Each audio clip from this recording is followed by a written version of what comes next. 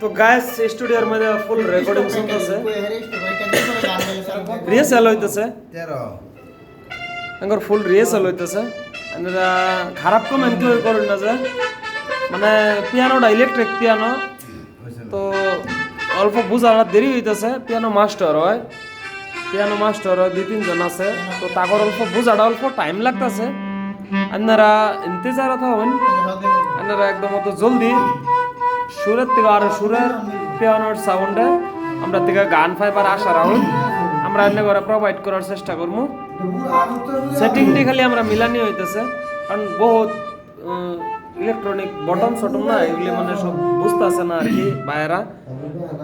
হ্যাঁ, সব বুঝতেছে না। গানের সুর অবশ্য সবের লগে আছে, কিন্তু পিয়ানোর সেটিংটা মিলতেছে না।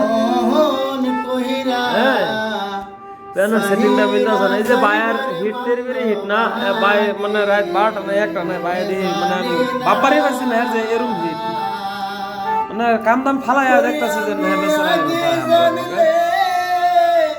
বন্ধু তোমায় ভালো আর শীতম না জানি না।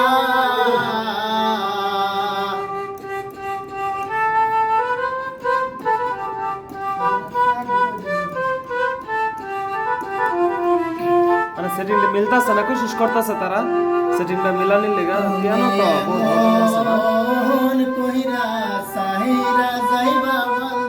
পিয়ানো মাস্টার হয়, পিয়ানো মাস্টার প্রবলেম হইতেছে সেটিংটা মিলানোর লেগা। ভিডিওটা শেয়ার করবেন, ভিডিওটা দেখুন।